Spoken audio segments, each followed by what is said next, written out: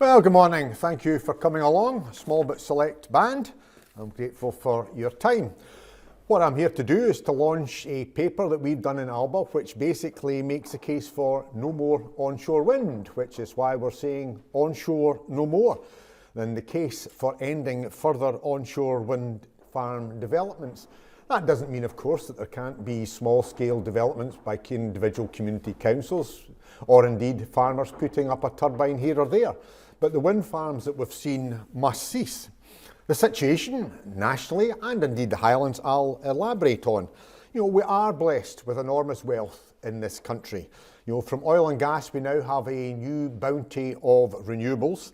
Hydro here in the north, but especially onshore wind has developed things, and we now have, as I'll come on to, the development of offshore wind, which also changes the dynamic. It was not just Alex Salmond, but indeed Boris Johnson who termed Scotland the Saudi Arabia of wind, and that is the situation. The situation is that Scotland now produces more than 100%, and certainly that's the situation in the Highlands, of its domestic energy requirements through renewables. So a time has come to change. We also have the coming around of offshore wind.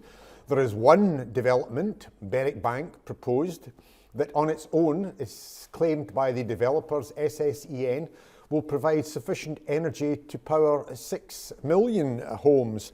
That's more homes than Scotland has. That's at the mouth of the River Forth. But there are other developments up the length of the North Sea. You see them off the coast of Angus, you see them off the city of Aberdeen, you see them off Caithness Bay, and here in the Highlands you see them in the Moray Firth, where we have Moray East and Moray West. They have changed the dynamic because the energy that is capable of being produced from offshore significantly dwarfs that's produced onshore. The scale has been publicised in the Glasgow Herald, in Bloomberg, in Renewable Press. The scale is such that the National Electricity Supply Operator is predicting that Scotland will provide over 40% of Scotland's onshore wind farms, and that Scotland could be producing almost 70% of the UK's target gigawatt production. In effect, we are producing 2/3 of Britain's onshore wind farm. The problem is that there's currently an absurdity, and that was also shown in the press recently, because although we have all these farms and being developed and more on stream, as I'll come on to, the fact is that the turbines, as people see, are frequently not turning. They are not turning because they are broken. They are not turning because they are switched off.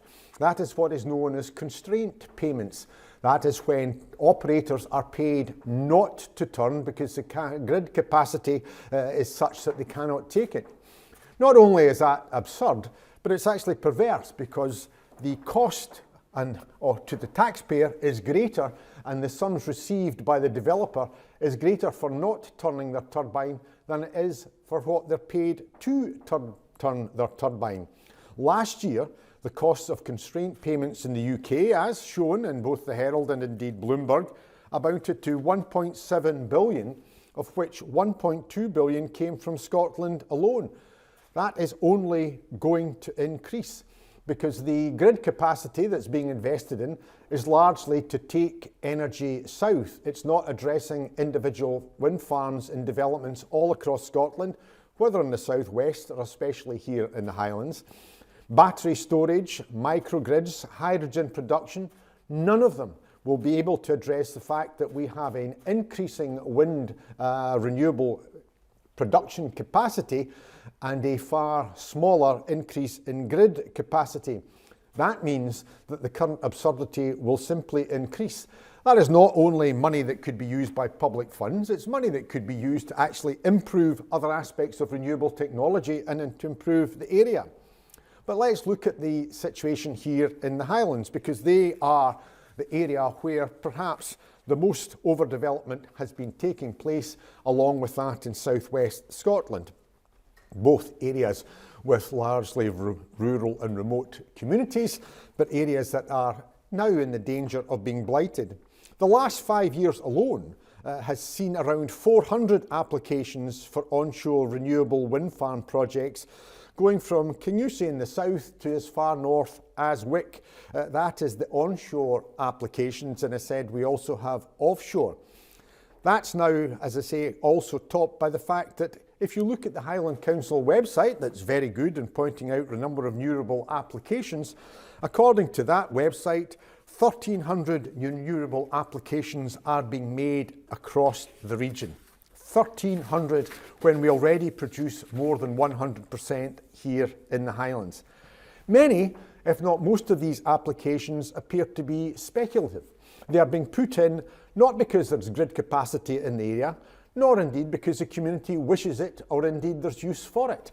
It is simply a land grab. Now we know in the Highlands have experienced that before. People bought land to move the people off and to put in sheep and then deer. We have seen it reflected in the Flow Country when in years gone by there was tax relief if you planted trees. It didn't matter what tree as long as you planted a tree, and therefore, you know, forestation was taking place in areas that were entirely inappropriate for it. And that seems to be the situation. Equity funds are available, developers come in, land is accessed from a farmer or a landowner, and an application is made for a wind farm without any consideration as to whether it's needed, wanted, or indeed, perhaps more importantly, the environmental damage that we now face. The situation in the Highlands is exactly the same as I faced when I was representing East Lothian.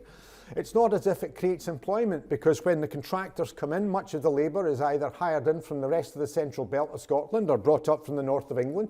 So there's no jobs for local youth, young men or women to get a skill. The supply chain and the production of onshore turbines is already basically stitched up by Denmark and other companies, so there's no benefit here. And so we have the absurdity that not only are we getting no revenue, we're getting no jobs, we're getting no businesses locating here, and most importantly of all, we're getting no cheap energy. People can see the turbines turning or not, depending on constraint payments and grid capacity, but they can't afford to turn on their heating. We've got another freezing cold day here in the Highlands. This is, if not the coldest, one of the coldest spots in the United Kingdom, and yet we have the absurdity of ever-increasing onshore wind applications and yet the inability of people to be able to turn on their heating. That's why we're saying an end to onshore wind, other than any small micro applications. The Highlands are simply being treated as a resource to be exploited as they have been treated in the past. The danger is that the landscape will be decimated, the scenic beauty will be damaged. We're not calling for the removal of any ongoing and issuing ones, but certainly the time has come to stop. We have the benefit now of offshore wind, which is where attention has to turn, because that is where, in terms of technology, in terms of jobs, in terms of the future, Scotland has a better chance of heading. But the development onshore are damaging the environment. They're also damaging the opportunity for young people who do wish to be involved in farming or indeed in forestation, because land prices are rising as the opportunity for equity funds to invest is being used by people from out with this area. They're simply seeking to establish a wind farm with no cognizance of the local benefit or indeed requirement, no cognizance of the damage it will do to the economy or indeed the environment. It's simply a fast buck, and that's why, as I say, that's why in summary we are saying onshore no more. Renewables there has to be. They should be situated offshore. They should be investment in that technology, but the absurdity of having ever-increasing constraint payments at the same time as you get no revenue, no jobs, no opportunity to advance the life prospects of young people, and most importantly of all, and most absurdly, no benefit of cheaper energy has to end. And that's why it is onshore no more. Thank you. Don't know if you got any questions, Joe? Yeah, I have a couple of questions, Kenny. And it's to do with where does the power go? All this power that's been generated in Scotland, they're putting in UK, the power's going straight down south. Much of the power is going down south. We already have subsea cables. One is going from, near Peterhead down to the north of England. One is going from Torness and Mold Park in East Lothian down, I think, to near Redcar. There are plans for other subsea cabling. There's also the proposal for the pylons that will run from the north of Scotland down the east coast through the central borders. They're basically there to power Manchester, Liverpool and the north of England. The Berwick Bank, the development I talked to at the mouth of the River Forth, it's actually not opposite Berwick upon Tweed, it's actually straight out. If you went horizontal out to the Firth of Forth, there's a sort of sandbank, so it'll be not a floating but a fixed wind farm out there. That will see 40% of it cabled directly south, even though it's in Scottish territorial waters. So Scotland as such is being used as a resource, but the two areas where there is clear over provision at the present moment and where there are clear, I think, excess applications are in the southwest, especially Dumfries and Galloway into South Ayrshire, but especially here in the Highlands, west of Loch Ness, south of Loch Ness, but here, there and everywhere. And I live in Moray now, and I see applications coming in Moray. There is no need for it when you have the offshore wind. There is no capacity for it. And they will seek to try and take it south. But the absurdity at the present moment is unless you call a shot to this, all that is happening is, because it's a free market, developers see the opportunity, a farmer or a landowner decides, I'll sell it, equity fund fronts it, energy company comes in, sets up a wind turbine. It doesn't matter if the turbines don't ever turn. They're going to get paid not to turn. So we have to take that opportunity to say no and put the development elsewhere into other technology. My mother and father are 84 and 85 and their electricity bills are ludicrous, so there's no benefit for them at all. None. So where all this proposed stuff, how are they selling it to the people of Scotland? Where is the benefit to the people of Scotland? Well, there isn't. I mean, onshore turbines, I think 70%, according to, those in the sector, 70% come from one manufacturer in Denmark. We used to have Vestas that was down in the, I think, Mull of Kintyre area. That has collapsed. So we don't even manufacture the turbines here. That's why we see police escorts and lorry roads coming up the A9 or A96. So we're not getting the benefit of the construction, which arguably we will get with offshore wind. So we don't get the construction jobs. The jobs that go with simply putting them up tend to go to labour that's brought in and then move on. And once they're up, then there isn't a great deal of employment created by it. So there's no manufacturer supply chain in terms of the onshore turbines, which is why we have to look elsewhere. So we're getting no jobs, no revenue, and as you say, for your elderly parents and everybody else here, you can see the turbines on or offshore, and you can't turn the heating on. Takes me to nuclear. They're talking about micro-nuclear developments and wanting to bring this round Scotland, and in time-honoured fashion, let's not build it in England, let's build it in summer in Scotland. What's your take on that? There's no requirement for nuclear in Scotland. I mean, we had it, having represented East Lothian. I know Torness, but Torness, has got 4 or 5 years left at maximum, and that is end. Micro-nuclear, the cost of nuclear energy is huge, dwarfing everything else. The jobs it creates are limited. The technology isn't going to come to us here, and the risks, are potential for generations to come. There is no requirement. What we're required to do is to use the energy we have better and to also access other coming energy resources that we have. So offshore is where Scotland has huge benefits, where we have huge opportunity because of their coastline and because of the scale. I mean, what people don't understand is that the scale of the turbines that will go, certainly far offshore, are significantly bigger than any turbine you get onshore. The turbines being proposed for the next generation offshore, floating offshore wind, are 300 metres in blade span, which, to put it in context, the Eiffel Tower is 330 metres. So that is what you're looking at. What we have to do is to use what we've got at the present moment. I had a meeting with a large multinational company, primarily American, but there are things called microgrids, so that without accessing the national grid as such, you should be able to use the energy constructively. They've certainly got plans in the Central Belt to use it where, you know, you have old mine works that would then tie in with geothermal to provide local heating schemes.